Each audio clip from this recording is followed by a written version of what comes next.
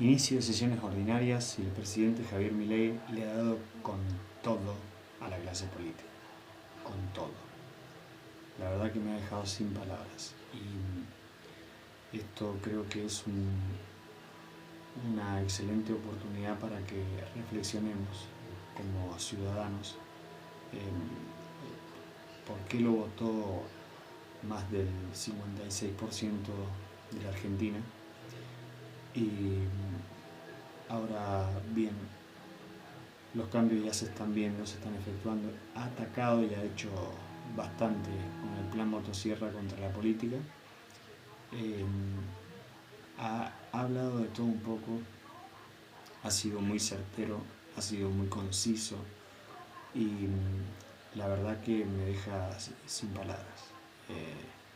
Algunas palabras tal vez, ¿por qué no?, hirientes para ciertos sectores, pero creo que suficientes para entender y comprender la situación que atravesamos y a qué nos enfrentamos.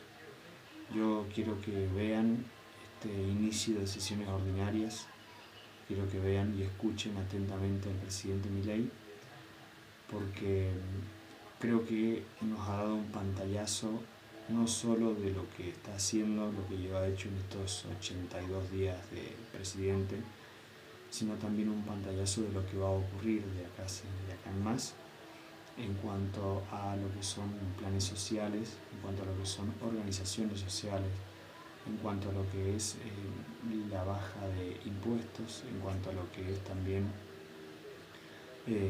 lo que ha logrado con el déficit fiscal que teníamos en el país. Y más allá de todo eso, su plan motosierra ya está haciendo estragos en la política. Bueno, los dejo con el video y nos estamos viendo pronto. ¡Viva la libertad, carajo!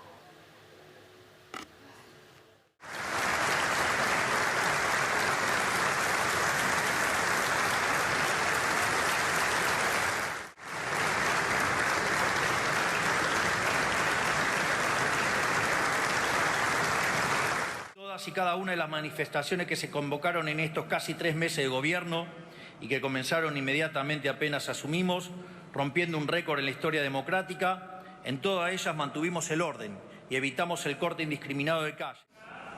Por eso también implementamos la línea 134 del Ministerio de Seguridad, que nos ayudó a poner al descubierto el mecanismo perverso que las organizaciones piqueteras usan para llevar gente contra su voluntad a las manifestaciones, bajo amenaza de quitarles el plan. Todas y cada una de las manifestaciones que se convocaron en estos casi 3 meses de gobierno y que comenzaron inmediatamente apenas asumimos, rompiendo un récord en la historia democrática, en todas ellas mantuvimos el orden y evitamos el corte indiscriminado de calle. A descubrir, gracias a este sistema de denuncias, a la cara más oscura de este fenómeno: una banda política en Chaco que explotaba sexualmente a mujeres y arbitraba sus planes sociales. Con la reaparición de la expresidente Cristina Fernández de Kirchner, que ha sido responsable de uno de los peores de los gobiernos de la historia.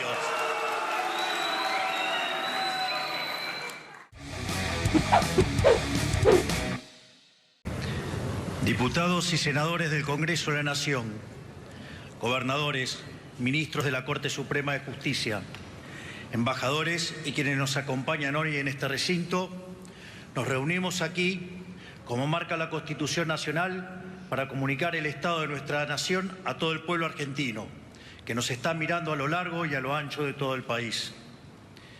En el día de hoy se cumplen exactamente 82 días desde que asumimos el desafío de conducir la nación en lo que es posiblemente el momento económico más crítico de su historia. Luego de más de 100 años de insistir con un modelo empobrecedor y habiendo olvidado casi por completo las ideas que hicieron grande nuestro país, los últimos 20 años han sido particularmente un desastre económico, una orgía de gasto público, emisión descontrolada que tuvo como resultado la peor herencia que ningún gobierno en la historia argentina haya recibido jamás. De hecho, los déficits gemelos que heredamos alcanzaron los 17 puntos porcentuales del PBI. Muchos de los datos económicos de la herencia que recibimos son públicos, desde el día 1 en que tomamos el mando del país. 5 puntos de producto de déficit fiscal en el Tesoro y 10 puntos de déficit cuasi fiscal generado por el Banco Central, sumando un total de 15 puntos de déficit consolidado. Una deuda descomunal con importadores y organismos multilaterales de crédito que nos dejaban al borde del default. Reservas netas negativas en el Banco Central por 11.200 millones de dólares. Precios de energía y transporte reprimidos en algunos casos hasta un quinto de su valor real. Y el dólar con una brecha del 200% entre el oficial y el paralelo. Una misión desenfrenada en los últimos años de gobierno por 13 puntos del PBI, sumado a los más de 15 puntos del PBI que se habían emitido durante los primeros 3 años de gobierno. A su vez, durante la primera semana de diciembre, la inflación minorista corría a un ritmo del 3.700% anual. Durante la segunda se aceleró al 7.500% anual. Mientras que, para aquellos que consideran que estos números son una fantasía, la inflación del 52% mensual en mayorista implicaba una inflación anual del 17.000%.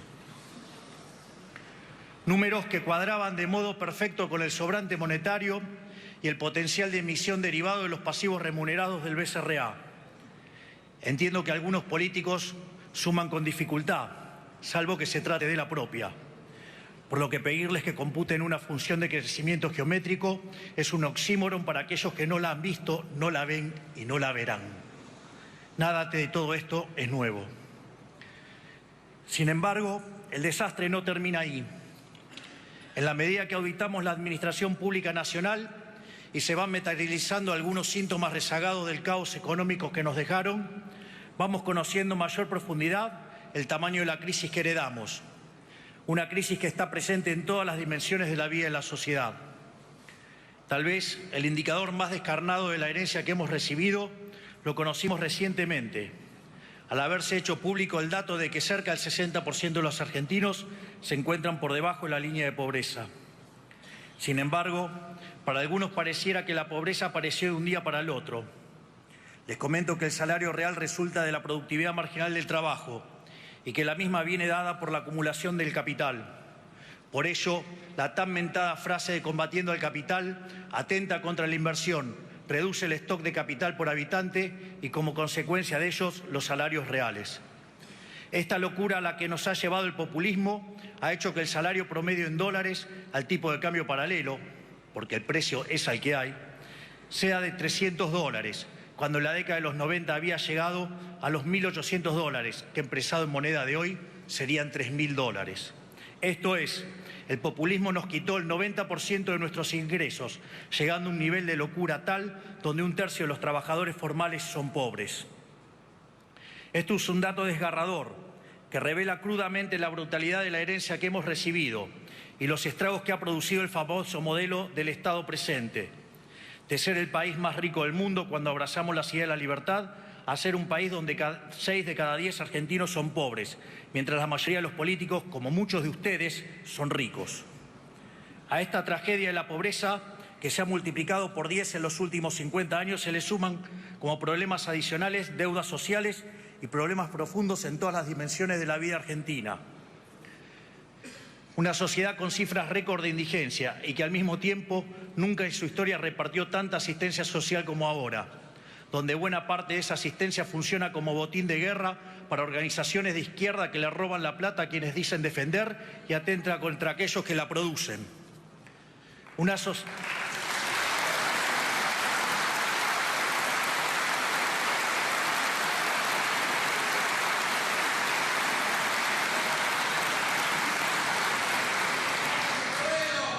sociedad con un mercado laboral donde el sector privado formal se encuentra congelado, que producto de la rigidez y sus altos costos laborales, hace 12 años no produce un solo puesto de trabajo nuevo, mientras el empleo público y el trabajo informal son lo único que crecen.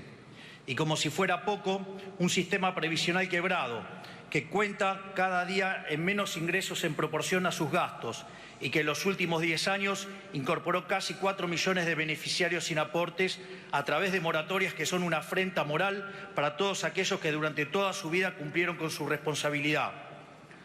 Los jubilados, víctimas de esta herencia, continúan atados a una fórmula que quisimos cambiar porque pulveriza sus ingresos en un régimen de alta inflación a causa del gobierno pasado. Y que si no fuera por la recomposición discrecional de los bonos que estamos llevando adelante, hubiera redundado en una pérdida de hasta 40% de su poder adquisitivo. De hecho, el uso recurrente de bonos compensatorios es una clara muestra de lo mal diseñada que está la fórmula y que la misma requiere ser modificada de manera urgente, de modo tal que los jubilados no sean víctimas de los desaguisados de la política.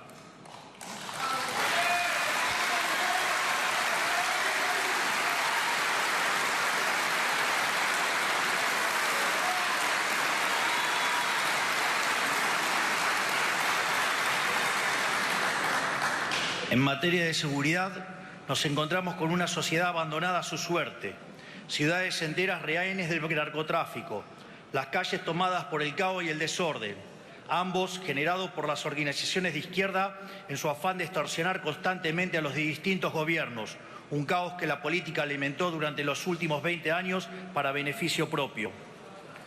Frente a ellos, unas fuerzas de seguridad maltratadas y pisoteadas por los gobiernos anteriores, que los ataron de manos y les impidieron cumplir con su trabajo, poniéndose del lado de los delincuentes, ejemplificado en el absurdo de soltar presos durante la pandemia.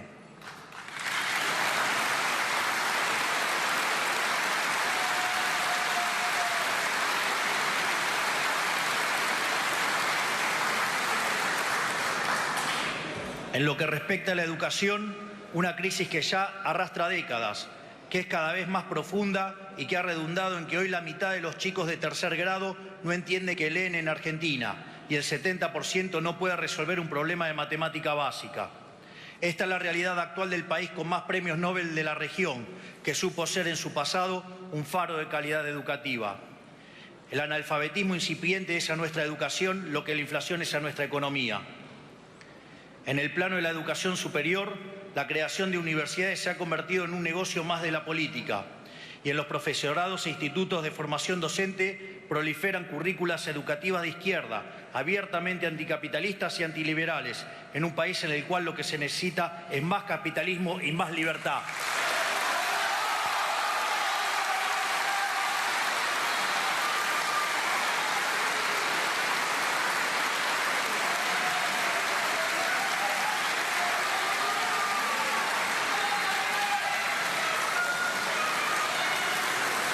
En materia de salud, un sistema empujado hacia una crisis de desabastecimiento causada por la política comercial irresponsable del gobierno anterior, que dejó a médicos, pacientes y familias sin stock de insumos médicos de todo tipo y en particular de medicamentos especiales como los oncológicos. Todo esto en el medio de la farsa del Estado te cuida durante la pandemia, donde si hubiéramos hecho las cosas como un país mediocre, hubiéramos tenido 30.000 muertos, de verdad, mientras que tuvimos 130.000 con el dolor enorme que eso significa.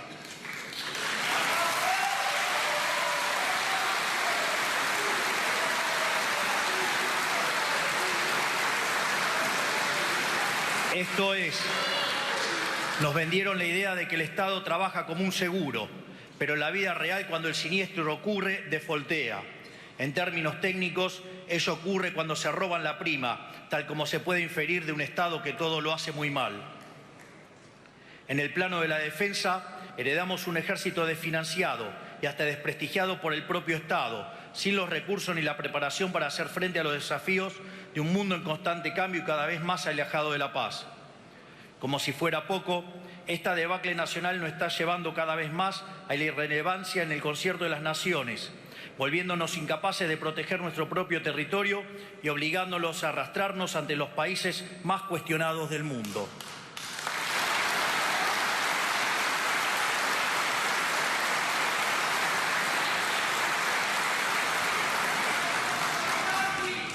Esta es la realidad que nos dejaron a nosotros, que somos por derecho e historia uno de los países más importantes del mundo. Un país que hace 120 años tenía uno de los 3 PBI per cápita más altos del mundo y recibía inmigrantes de todos los confines del planeta. Detrás de todos estos males nos encontramos con un Estado nacional inoperante, quebrado y que no puede ni siquiera cumplir con sus funciones básicas. Un Estado que hace todo y todo lo hace mal, generando perjuicio en cada aspecto de la vida social en que se entromete. Tal como señalara Milton Friedman, nada bueno del Estado se puede esperar. Según el padre del monetarismo, existen 4 formas de gastar. Uno puede gastar el dinero propio en uno o en terceros, mientras que lo mismo se puede hacer con el dinero de otros. Así, la mejor manera de gastar es el dinero propio en uno mismo, ya que uno sabe lo que quiere y cuánto le costó ganarlo, es decir, se maximiza el beneficio. Por otra parte, cuando se gasta el dinero propio en otras personas, se minimiza el costo, mientras que cuando se gasta el dinero de otros en uno mismo, se cae en el despilfarro. Por ende, esto se deriva que no hay forma peor de gastar que gastar el dinero de otros en otros, justamente lo que hace el Estado. Es por ello que a mayor Estado presente, mayor despilfarro y menor bienestar para los argentinos de bien. El informe de situación de las 114 dependencias de la Administración Pública Nacional, realizado por la SIGEN y la Secretaría de Transformación del Estado, ha arrojado información alarmante, entre las que destaca una deuda consolidada de cerca de 3.000 millones de dólares en bienes y servicios impagos. Un Estado que no solo no controla, sino que lo que controla lo controla mal, diseñado no para cumplir sus funciones básicas, sino para generar un kiosco en cada lugar donde sea posible, para beneficio del burócrata de turno. Tal vez el caso de los seguros que hemos visto recientemente en los medios sea el mejor ejemplo de esto. Un sistema diseñado para generar un intermediario entre los distintos organismos del Estado de manera de poder cobrar retornos de cada operación. Un sistema corrupto que ha generado cientos de millones de dólares de retorno que terminaron en los bolsillos de los políticos.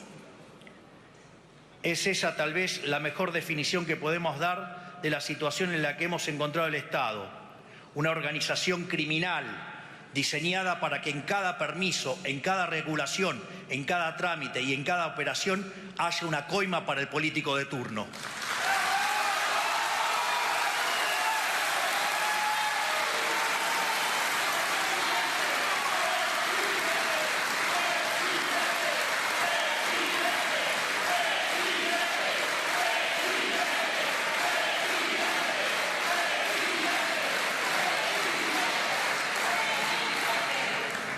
Este esquema putrefacto está extendido a todos los poderes del Estado, tanto el Poder Ejecutivo, el Poder Legislativo y el Poder Judicial, y en todos sus niveles, nacional, provincial y municipal, sustentados por medios de comunicación que viven de la pauta oficial y formadores de opinión ensobrados que miran para el otro lado o que eligen cuidadosamente a quién acusar y a quién no.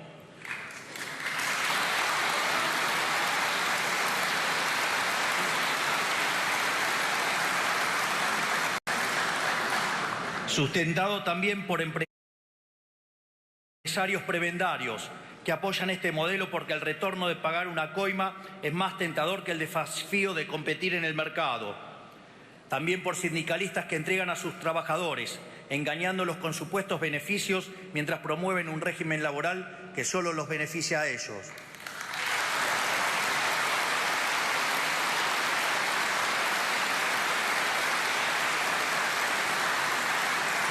Es decir, un sistema en absoluta bancarrota moral e intrínsecamente injusto. Un sistema que solo puede generar pobres y a costa de ellos produce una casta privilegiada que vive como si fueran monarcas, que llega a absurdos obscenos de impunidad, como por ejemplo el que vivimos esta semana, cuando nos enteramos de que un ex gobernador metió tras las rejas sin debido proceso a un ciudadano por 50 días, meramente por el crimen de hablar mal de la corona en un chat privado. Ofende el silencio de aquellos que se dicen republicanos.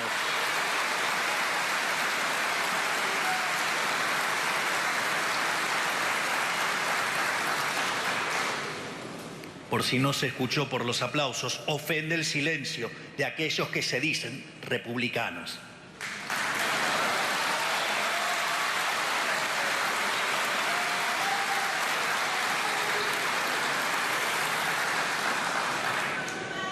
Tras haber visto con mis propios ojos y en detalle la vulgaridad del despilfarro con el que la política se acostumbró a vivir, ratifico una vez más que no se trata de impericia, que un sistema que haga tanto daño a tanta gente no es casualidad el desastre en lo que nos han sumergido. Se trata de un esquema consciente y planificado, se trata de lo que yo llamo el modelo de la casta. es que hay una relación íntima entre los privilegios de la política y el malestar del común de los argentinos. Es precisamente el modelo económico del Estado presente, un régimen de gasto público alto, déficit fiscal, deuda y emisión monetaria, el sistema del que la casta política se sirve para expropiar riqueza de los argentinos de bien y dárselos a sus clientes y amigos. En este sistema, lo que está en la base del deterioro generalizado de los últimos 100 años, la construcción de una fachada, un negocio amparado en la mentira. Este es el lamentable estado material y espiritual de nuestra nación. Hace muchos años que denunciamos este modelo ante la sociedad y hace poco más de 3 meses, después de 100 años de paulatina decadencia y más de una década de caída libre a la miseria, una mayoría silenciosa levantó la voz. Esa mayoría silenciosa que se compone de los que trabajan, de los que producen, de los peones rurales que se levantan a las 4 de la mañana, del que atiende un negocio, del cuentapropista, del trabajador informal, del joven que no encuentra trabajo y de las amas de casas que tienen la enorme tarea de educar a nuestras generaciones futuras.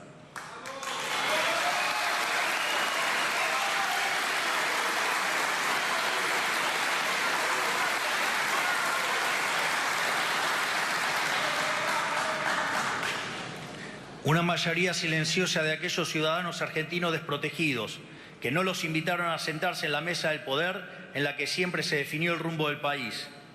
Esa Argentina despertó, asistió a las urnas y puso en la presidencia un hombre recién llegado a la vida política, que conduce una fuerza política nueva, que puede no tener mayorías parlamentarias, ni intendentes, ni gobernadores, pero que sabe lo que tiene que hacer, sabe cómo hacerlo y tiene la convicción para hacerlo.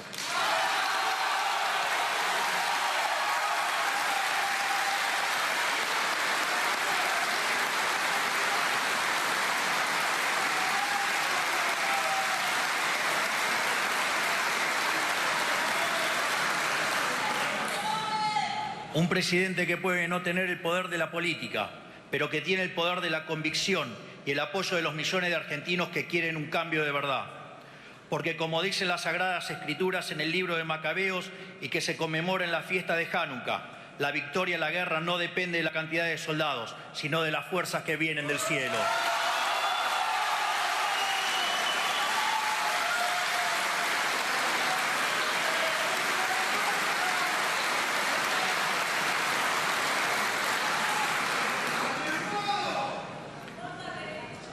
Hace 35 años, en su primer discurso acerca del Estado de la Nación, el presidente Carlos Saúl Menem dijo que el coraje de un pueblo no se comprueba únicamente en el campo de batalla o al enfrentar desgracias, sino que también se comprueba por la cantidad de verdades que es capaz de soportar.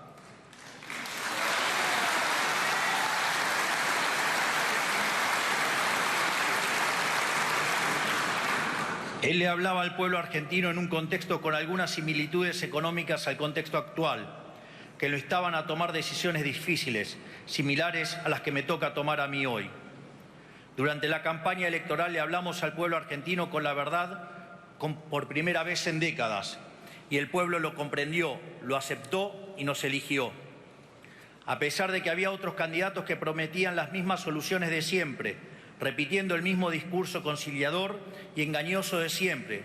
Por primera vez en mucho tiempo la sociedad eligió al candidato que prefería decir una verdad incómoda que una mentira confortable.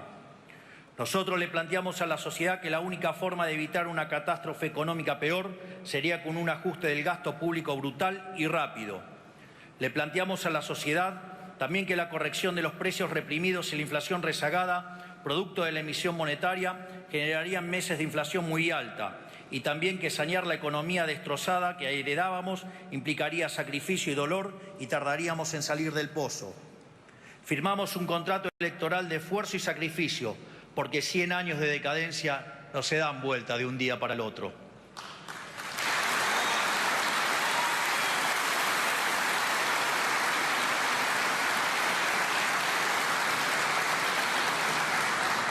Pero al mismo tiempo asumimos un compromiso con los argentinos de que el esfuerzo iba a valer la pena, porque hacerlo nos iba a permitir cumplir 2 objetivos.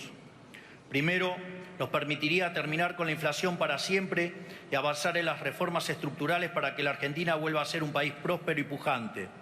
Segundo, nos permitiría terminar con el régimen de apartheid político que hay en la Argentina desde hace décadas, un régimen en que los políticos y sus amigos son ciudadanos de primera y los argentinos de bien son ciudadanos de segunda.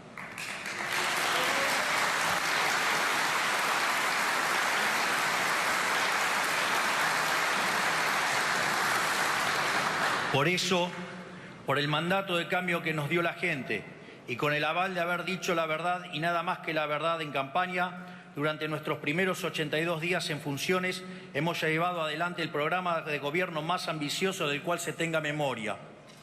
En el plano económico, comenzamos por destruir el huevo de la serpiente, el déficit fiscal. Hemos avanzado en la reducción del gasto público más profunda de nuestra historia, haciendo un recorte de 5 puntos del PBI en tan solo un mes. Redujimos el gasto primario del Estado Nacional en 40% en términos reales, donde dicho resultado surgió de eliminar la obra pública, reducir el 98% de las transferencias a las provincias, reducir los ministerios a la mitad, echar empleados públicos fantasmas, eliminar planes sociales a personas que no lo necesitaban, terminar con los intermediarios de la pobreza y reducir al mínimo la flota de autos, asesores y teléfonos celulares. Es decir, si bien ha habido licuación, ha habido mucho más de motosierra, todo para la política.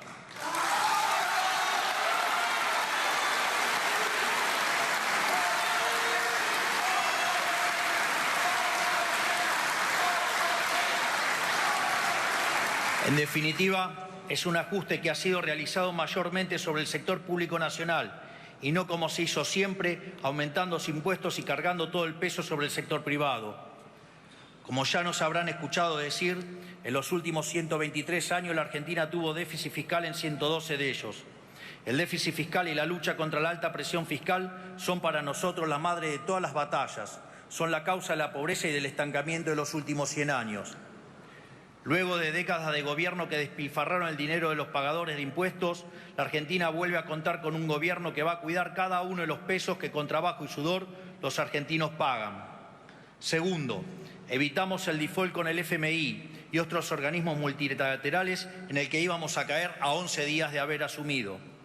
Tercero, cortamos con la emisión monetaria, que es la única y probada causa de la inflación, y a través de un ambicioso programa financiero avanzamos con el saneamiento del balance del Banco Central. De hecho, desde que llegamos al gobierno hemos comprado en el mercado cerca de 9.000 millones de dólares, donde pese a esta emisión, la ejecución de puts contra el BCRA y el pago de intereses a los pasivos remunerados, la contracción por BOPREAL y por el ajuste fiscal ha logrado mantener la base monetaria constante. Esto es, para la misma base monetaria en pesos, hoy tenemos 9.000 millones de reservas adicionales que cubren más del 90% de la misma. No solo eso, la base monetaria que durante el siglo XXI se ha ubicado en torno al 9% del PBI, hoy solo representa el 3%, mientras que si se considera en la versión amplia algo solo factible en una crisis de confianza furiosa, la misma está en línea con el promedio histórico. Por ello, en el último mes se ha desplomado el precio del dólar paralelo. La brecha con el dólar de importación corregido por impuesto país ha desaparecido y los futuros del dólar se han alineado con las pautas establecidas por el BCRA, en un contexto en el cual el precio de los bonos sube, el riesgo país baja y las acciones vuelan por las nubes pese a los intentos de algunos degenerados fiscales por sabotear el futuro de los argentinos de bien.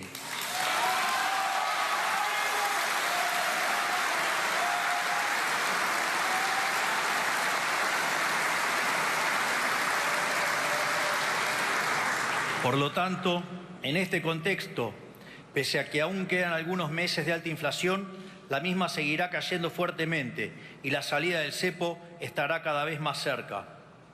Cuarto, hemos podido resolver el problema de la deuda de los importadores, que era una espada de Damocles de 42.000 millones de dólares que colgaba sobre la cabeza de todos los argentinos. Como consecuencia de todas estas medidas económicas, llegamos al superávit, tanto primario como financiero, en nuestro primer mes de gobierno, lo cual constituye un récord global en la historia del capitalismo moderno. Y como si fuera poco, hemos tomado todas estas medidas únicamente con los resortes del Poder Ejecutivo, sin apoyo de ningún tipo del resto del arco político, salvo honrosas excepciones.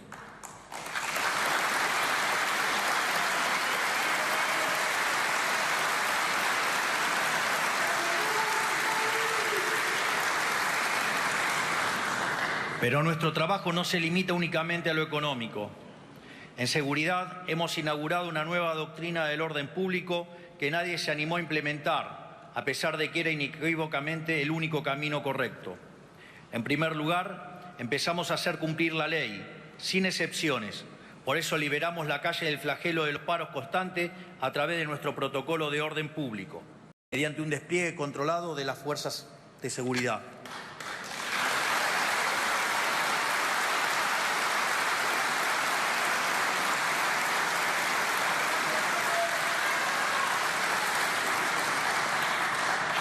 Además, estamos intimando a las organizaciones que convocan a manifestarse para que se hagan cargo del costo de los operativos policiales.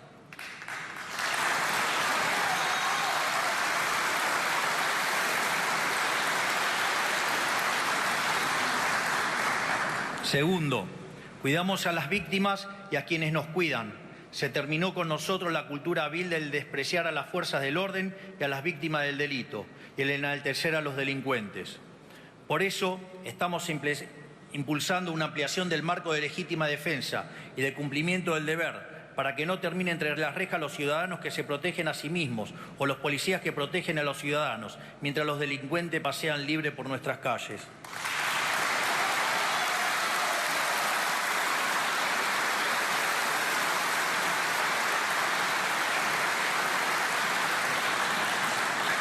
Tercero, somos inclementes en el combate contra el crimen organizado. Por eso, a través del operativo Bandera, desplegamos efectivos nuevos de las fuerzas federales en Rosario y gracias al trabajo de prevención se logró disminuir en estos 2 meses casi un 60% el homicidio doloso en la vía pública en las zonas controladas por las fuerzas federales. Por eso, también creamos un sistema de gestión especial para presos de alto riesgo en nuestro sistema penitenciario. De ahora en más estarán controlados por un grupo de élite para evitar que sigan cometiendo delitos desde el encierro, práctica que lamentablemente se volvió moneda corriente en el último tiempo.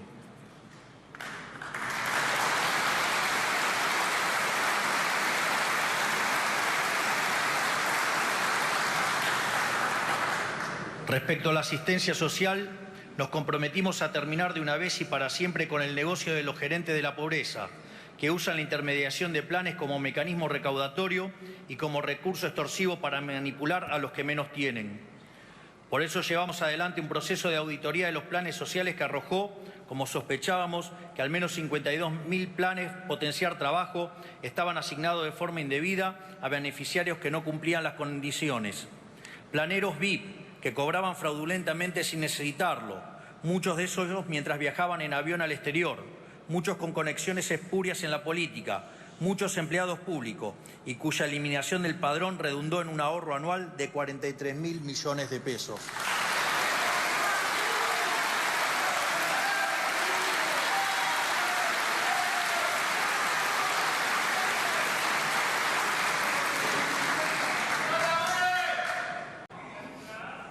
Por eso también implementamos la línea 134 del Ministerio de Seguridad, que nos ayudó a poner al descubierto el mecanismo perverso que las organizaciones piqueteras usan para llevar gente contra su voluntad a las manifestaciones, bajo amenaza de quitarles el plan. Recibimos cerca de 80.000 llamados que decantaron en más de 1.300 denuncias judicializadas. Y llegamos a descubrir, gracias a este sistema de denuncias, a la cara más oscura de este fenómeno. Una banda política en Chaco que explotaba sexualmente a mujeres y arbitraba sus planes sociales.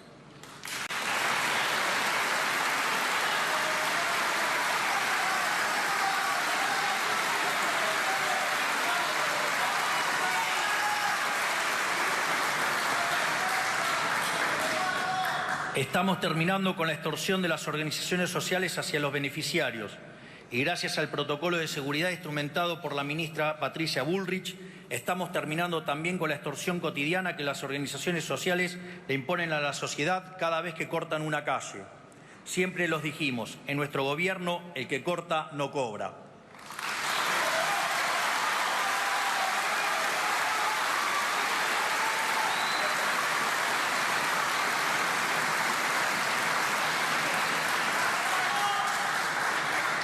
Pero nosotros tenemos la vocación de proteger lo más posible a las víctimas del sistema empobrecedor que estamos intentando cambiar. Ningún argentino tiene la culpa de que la inoperancia y avaricia de los políticos hayan destruido sus ingresos, y menos los más vulnerables. Por eso decidimos terminar con el sistema de intermediación de la asistencia y fortalecer los mecanismos de asistencia directa. En esa línea hemos duplicado los montos de la asignación universal por hijo, la asignación por embarazo y la tarjeta alimentar. Hemos también compatibilizado percibir asistencia social con tener un salario de hasta 1 millón de pesos para que quienes perciban un plan social puedan reintegrarse con el tiempo al mundo del trabajo. También absorbimos funciones que realizaban en forma no auditada, sin registro y sin control las organizaciones sociales, como es la entrega de alimentos. Ahora sabemos exactamente qué pasa con cada bolso de comida que se reparte.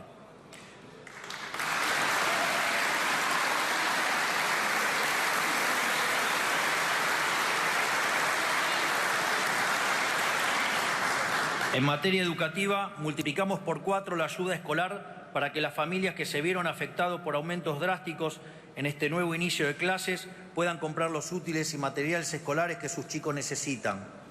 Esta medida va a beneficiar a las familias de 7.300.000 chicos desde el nivel inicial hasta el secundario.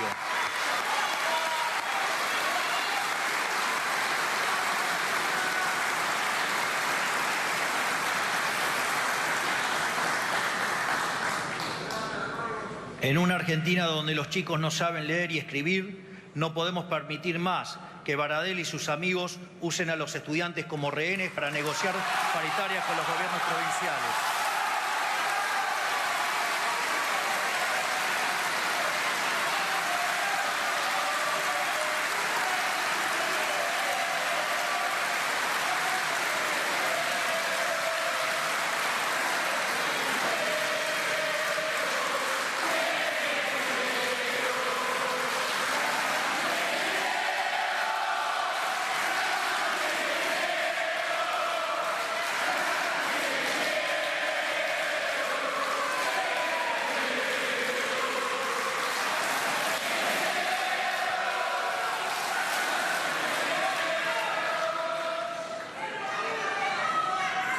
Por eso, incluimos en el decreto de necesidad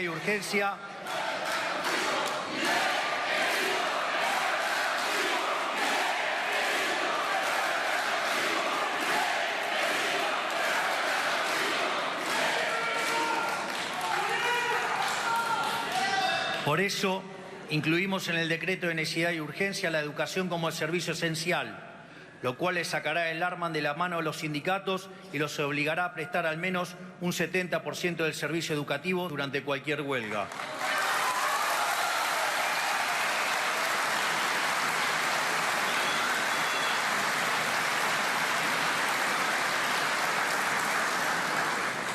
Siempre dijimos que le pedimos el voto a la gente no para que nos dé el poder a nosotros, sino para devolvérselo a los argentinos.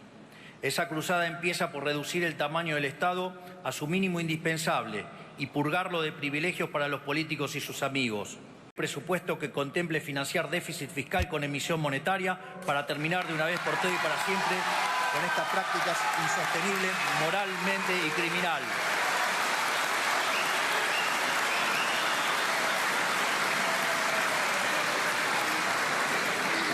Y además, propondremos que dicho delito esté a la altura de un delito de lesa humanidad, de manera tal que sea imprescriptible, para que tarde o temprano paguen el costo de sus acciones.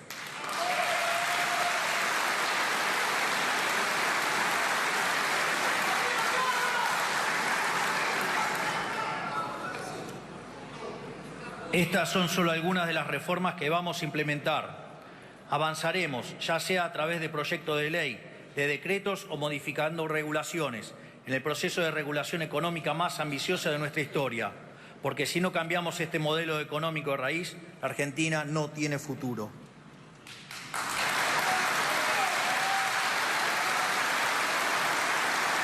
Todas estas medidas que hemos implementado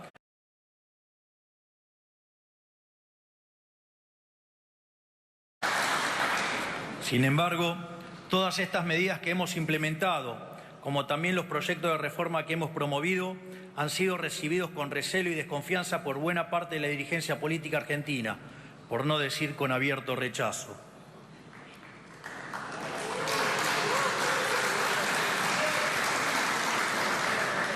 Lo que pasó con el capítulo laboral del DNU y con la ley de bases y puntos de partida para la libertad de los argentinos, que reflejaban algunos de los cambios en los que queremos avanzar, demuestra cabalmente este punto.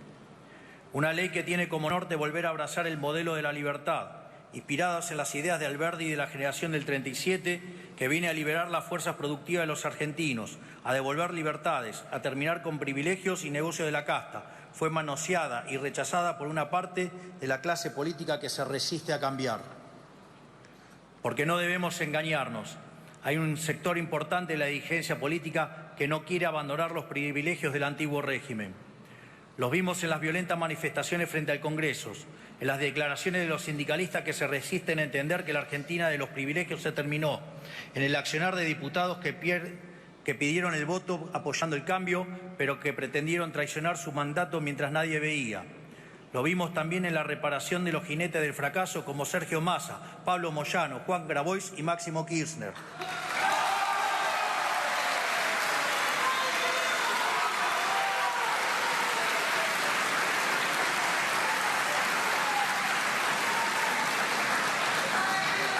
Incluso con la reaparición de la expresidente Cristina Fernández de Kirchner, que ha sido responsable de uno de los peores de los gobiernos de la historia. Pero también lo vimos con periodistas que frente a la decisión de terminar con la pauta oficial han decidido salir a defender sus privilegios de manera descarnada, llegando a caer en delitos de calumnias, injurias y mentir de manera depravada. Lo vimos también en gobernadores, a los que solo les importa asegurarse la caja para poder seguir con la fiesta del gasto público, la pauta oficial, los recitales de artistas con alto cachet y dudosa calidad, los aviones privados y tantos otros vicios a los que nos tienen acostumbrados los políticos hace décadas. Evidentemente, hay muchos actores del establishment político y económico del país que no quieren dejar atrás la Argentina del fracaso, algunos por miedo al cambio, otros porque son los beneficiarios de este antiguo régimen. Es importante que la sociedad comprenda que fue la resistencia de gran parte de la política a renunciar a sus privilegios lo que boicoteó la ley, como quedó en manifiesto cuando hubo 142 votos rechazando el artículo de la eliminación de los fondos fiduciarios. Durante todo el proceso de negociación para la sanción de la ley, se puso en evidencia un sector de la clase política que no entiende el momento histórico ni para qué nos eligió la gente. Nosotros no vinimos a jugar el juego mediocre de la política. No vinimos a prestarnos al toma y daca de siempre, a emular a esos políticos que supeditan sus proyectos al intercambio de favores, cargos y negocios. No vinimos a hacer más de lo mismo, vinimos a cambiar el país en serio. Por eso, antes que aprobar un proyecto vaciado de contenido, preferimos retirarlo. No negociamos el cambio y vamos a cumplir la promesa que le hicimos a la sociedad con o sin el apoyo de la dirigencia política. Lo haremos con las herramientas que nos puedan brindar o lo haremos únicamente con los resortes legales del Poder Ejecutivo como venimos haciendo hasta ahora. Porque nosotros, cuando nos encontramos con un obstáculo, no vamos a dar marcha atrás, vamos a seguir acelerando.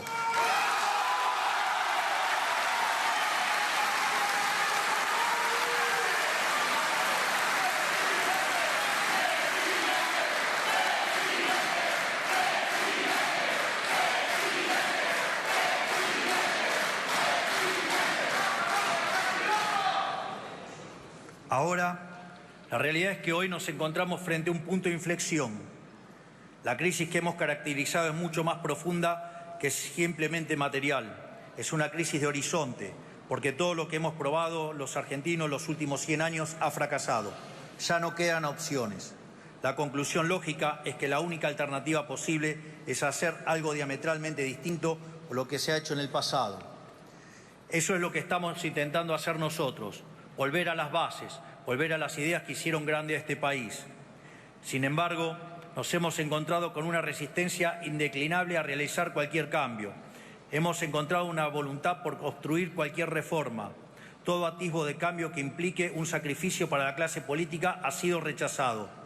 Algunos porque no lo entienden la gravedad de la situación en la que nos encontramos y se aferran a tradiciones pasadas que solo han producido fracasos, y otros que se resisten a perder sus privilegios, sus negocios o su comodidad. Esto nos deja de frente a dos escenarios posibles. El primero es el camino en el que estamos inmersos, el camino de la confrontación, el del conflicto. Ese no es el camino que elegimos y lo hemos demostrado haciendo el intento de enviar a este honorable casa un ambicioso proyecto de ley con la expectativa de que fuera acompañado. Ahora, si bien no elegimos el camino de la confrontación, tampoco le escapamos, porque sabemos desde el día que decidimos meternos en política que dar esta pelea no iba a ser fácil. Quiero decirles, sin embargo, que si eligen el camino de la confrontación, se encontrarán con un animal muy distinto al que están acostumbrados, porque a diferencia de algunos de los que están acá o de quienes nos miran desde su provincia, la política para nosotros no es un fin en sí mismo. No vivimos por la política, no vivimos de la política, no tenemos ambición de poder. Lejos de todo eso, lo único que tenemos es sed de cambio. Nosotros